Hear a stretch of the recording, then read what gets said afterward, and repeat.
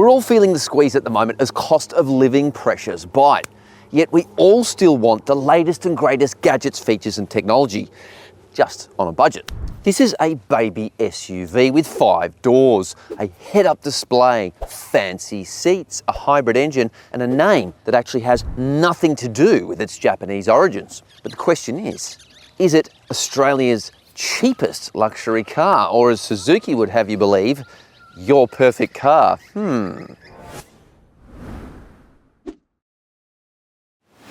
Well, when it comes to buying a car in Australia, Suzuki has long been focused on small, affordable, cheap-to-run cars, and the Fronx is fundamentally no different, except the pitch is it's only offered here as one premium model stacked with equipment. Measuring less than 4 metres long, this tiny Japanese SUV wasn't actually built for Japanese roads. It was designed for the Indian market first, is built there and was launched there in 2023 and was supposed to arrive here in Australia later that year. Almost 2 years later and it's touched down at under $30,000, and for that outlay you get a lot of equipment. But it should be noted there are a few Chinese and Indian rivals that are positioned considerably lower than this vehicle's $30,000 price, and they're not half bad. Brands like Chery and Mahindra have kicked off a price war that's great for buyers, but tough on the old guard. They might lack Suzuki's badge cred and reliability rep, but they're real threats. And with budget brands swarming the segment, Suzuki's once clear value crown is now up for grabs. Still, the Fronx has been super popular overseas, and overwhelming demand in India pushed this vehicle's Aussie launch back by almost 2 years. Oh, and the funny name? Well, Fronx is a portmanteau of the term frontier and crossover. So I guess from Suzuki's point of view, it's like there's a new frontier of crossovers coming. So is it? Well, not really.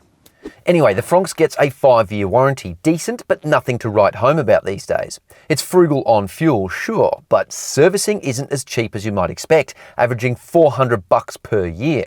For context, a Yaris Cross Hybrid costs $255 annually to maintain, but you'll pay more upfront for the Toyota badge.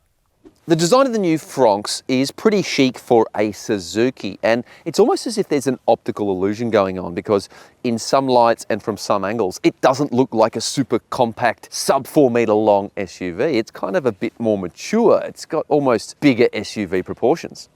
It rides on 16-inch alloy wheels and has a reasonable 170mm ride height, so it'll be fine on dirt roads and won't flinch at curb hopping in the suburbs either. Motivation is provided by this 1.5-litre non-turbo petrol engine that sounds as if it would struggle to unroll dunny paper, but it gets a little power boost from a mild hybrid system. A secondary 12-volt lithium-ion battery and an integrated starter motor, or ISG, will cut the engine at idle to save fuel, and also can add a little bit of extra shove when you're accelerating, which is designed to ease the load on the petrol engine. It's not as comprehensive as a Toyota-style hybrid system and cannot run on pure EV alone, even for short periods, but it's efficient enough. And it drives the front wheels through a 6-speed automatic transmission with steering wheel paddle shifters for a bit of extra control. Okay, inside the Fronx is not exactly what I'd call super luxurious, but it is neat and tidy, and perceived quality is reasonable for a budget car.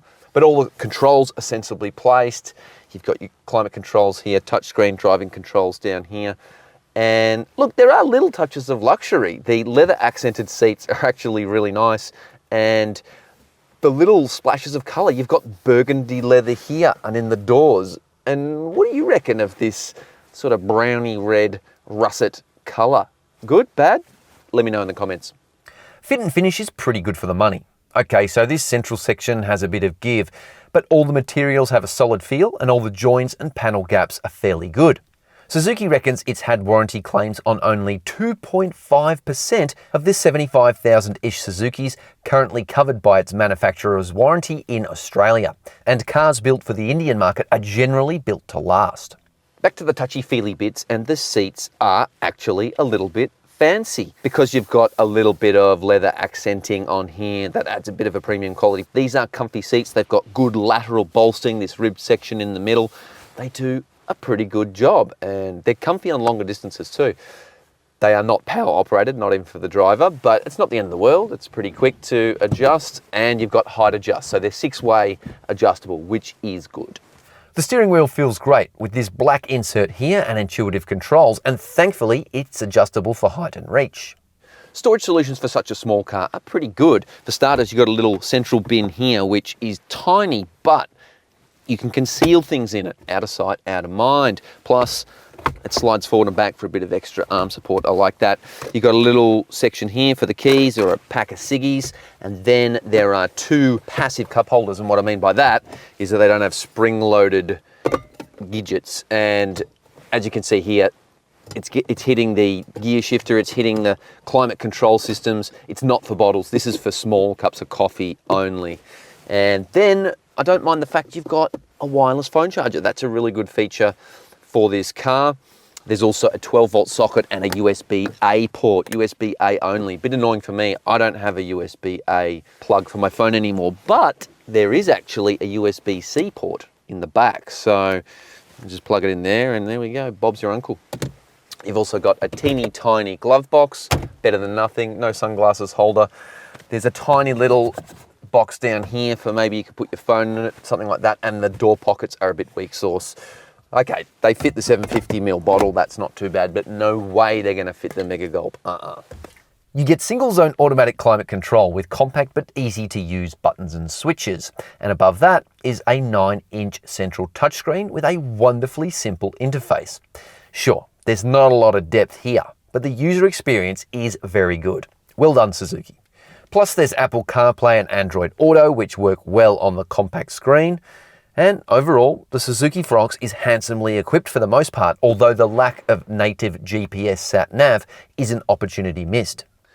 The driver's display is old school analog dials, but I love it. They're clear, they're concise. Although I do wonder, it's the speedo maxes out at 220. I don't think this thing's going to do much more than about 130, 140. There is a small digital display in the middle that has surprisingly sharp visuals and plenty of useful data sets too.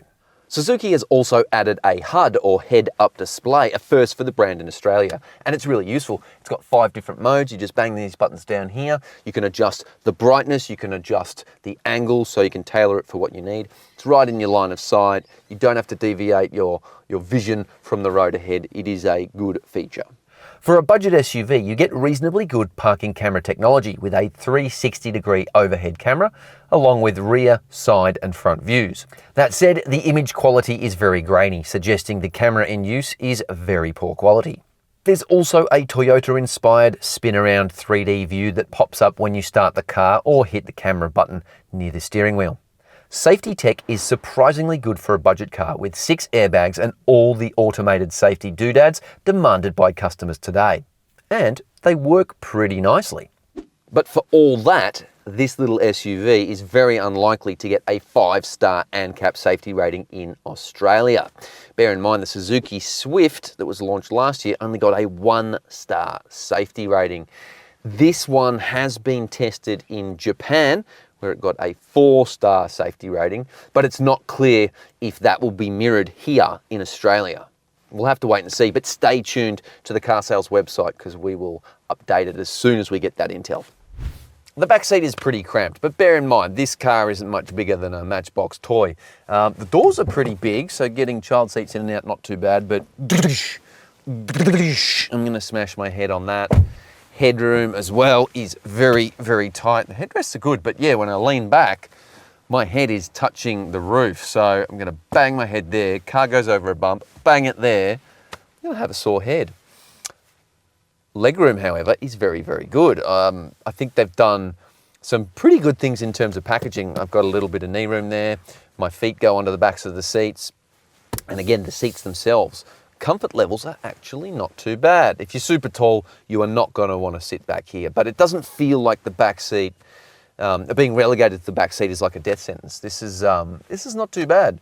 Amenity, not too shabby. You've got those 2 USB ports, 1C, 1A, which is good. A couple of little storage pockets. You've got the seat back pockets, you've got door pockets, grab handles, coat hooks, electric windows. Do they have anti-pinch? No, they don't.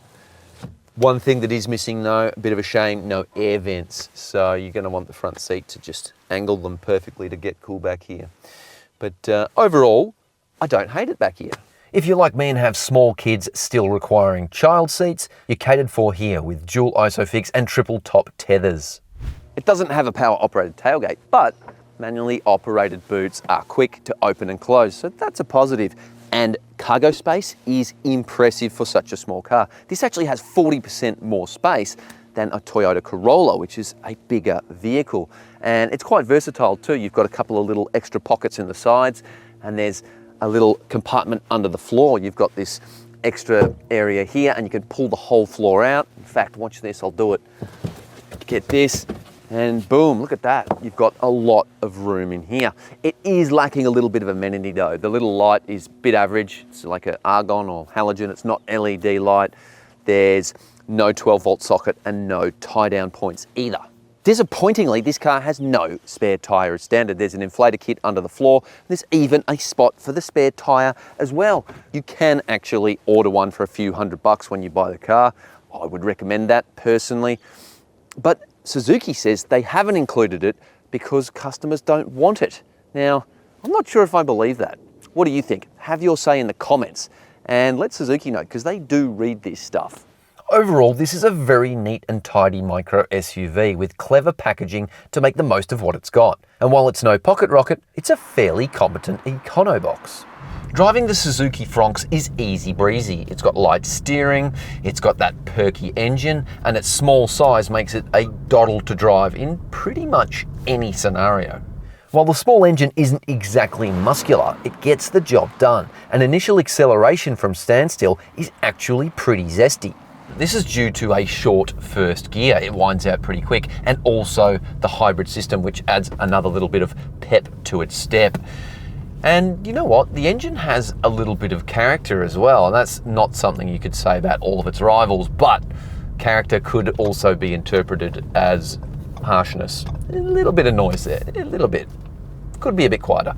However, the 6-speed gearbox is a bit lazy and isn't as proactive as I'd like it to be, sometimes taking its sweet time choosing an appropriate gear, and other times clunking on downshifts.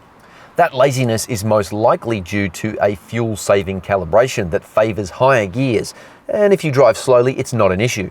There is a sports mode that partially solves this problem as well. Oh, and another gearbox issue, well, it's more of a design issue, and I've got to come to a stop to show you what I mean. So when I get in the car and go to take off, I instinctively slide the automatic gear shifter all the way to the bottom, but that skips drive and puts you in manual mode. So I do that, and then every time I go to take off, I'm stuck in first gear and it revs out and it sounds pretty bad and it's using more fuel. And look, it's something that you would get used to if you own the car over time, but there's a better way to fix this issue, which can be frustrating. It could have been perhaps changing to manual mode, you slide down and then it's a detent, it's like a double tap, or you slide it sideways for manual mode rather than just all the way back. Yes, but I digress. Unlike Toyota's Yaris Cross hybrid compact SUV, this one can't drive in pure electric mode due to its mild hybrid system. But overall, it's nevertheless an absolute perler around the suburbs and exurbs. The ultra-direct steering and tight turning circle making a mockery of tight roundabouts, shopping centre car parks and U-turns. It's so small that city driving and commuting can actually be quite a bit of fun. I've managed to sneak into tight little gaps in traffic that I wouldn't dare try in a bigger SUV. Ride comfort is pretty solid. Even over potholes and speed bumps, it keeps things smooth without tossing you around. You won't feel every bump, but you might hear a few of them, with the suspension prone to loud thudding over bigger hits. Sure, it bounces and bobbles a bit over undulations, especially at higher speeds, 80 kilometers an hour, 100 kilometers an hour, but that's to be expected of a car that weighs just over 1,000 kilograms. Despite being designed as an urban runabout, it's pretty good on the open road. There's a little bit of road and wind noise, but it's not too bad. The autonomous driving systems such as adaptive cruise control and active lane keep assist are surprisingly nuanced in this car. I wasn't expecting that. So on the freeway, it pretty much can drive itself. It's rather impressive. And another thing it does well, and that many challenger Chinese brands do not, are the safety nannies, the beeping and bleeping. This one doesn't do too much of that. There's a little bit. It lets you know when you're, not focused on the road or you got to grab the steering wheel, but not half as bad as some rivals, I'll tell you that.